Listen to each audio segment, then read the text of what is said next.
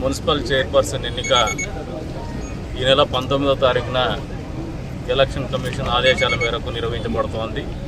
అందులో భాగంగా గతంలో అవిశ్వాసానికి ఎవరైతే వైఎస్ఆర్సీపీ పార్టీ తరఫున గెలిచినటువంటి కౌన్సిలర్స్ మాకు మద్దతు తెలిపి అవిశ్వాసంలో నెగ్గే విధంగా తోడ్పడినారో వాళ్ళందరూ కూడా చంద్రబాబు నాయుడు గారి పరిపాలన మీద, ఆయన ప్రభుత్వం మీద, అదే రకంగా భవిష్యత్తు రాజకీయాలకు ఆదర్శంగా నిలుస్తున్నటువంటి యువ నాయకులు నారా లోకేష్ గారి నాయకత్వం మీద అపారమైనటువంటి నమ్మకంతో తెలుగుదేశం పార్టీలో చేరాలని వాళ్ళు నిర్ణయం తీసుకోవడం జరిగింది. అందులో భాగంగానే ఈ రోజున వారందరూ కూడా తెలుగుదేశం పార్టీ తీర్థం పుచ్చుకున్నటువంటి పరిస్థితుల్లో మీరు అందరూ కూడా చూస్తూ ఉన్నారు.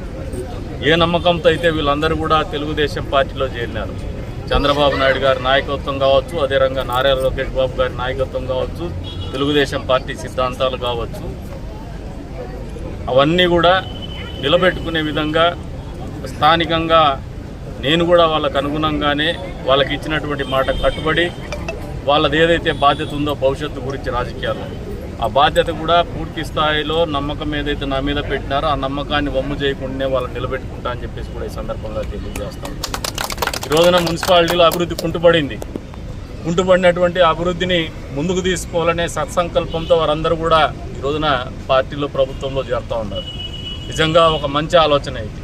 ఎందుకంటే స్థానిక సంస్థల్లో ఒకరుండి అధికారంలో ఇంకొకరు ఉంటే డెడ్ లాక్ సిచ్యువేషన్ వస్తూ ఉంటుంది. ఇప్పుడు కూడా అంటే డెడ్ లాక్ సిచ్యువేషన్ అంటే నిర్ణయాలు అమలు చేయడంలో లేదంటే అభివృద్ధి సంక్షేమం అమలు చేయడంలో కొంతవరకు ఇబ్బందికరమైనటువంటి పరిస్థితులు పరిపాలనలో ఎప్పుడు కూడా నిత్యము కనపడుతూనే ఉంటాయి.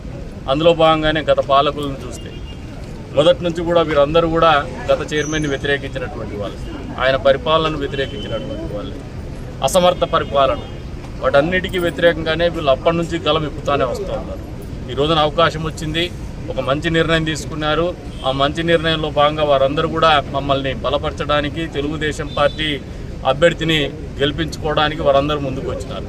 వారందరి సమిష్టి నిర్ణయమే మర్నాడు జరగబోయే ఎన్నికల్లో చైర్పర్సన్ ఎంపిక కావచ్చు, వైస్ చైర్మన్ ఎంపిక కావచ్చు జరుగుతుందని చెప్పేసి కూడా ఈ సందర్భంగా తెలియజేస్తున్నాము.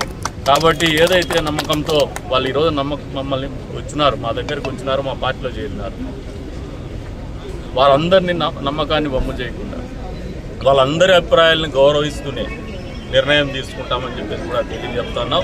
మీలో కూడా ఒక అంబిగ్యూటీ ఉంది, ఎవరు వస్తారో ఎవరు రారో. కందికుంట ప్రసాద్ చాలా చూసినాడు, మెడకు చుట్టుకునేటువంటి పెద్ద సమస్యలేం కాదు ఇవన్నీ.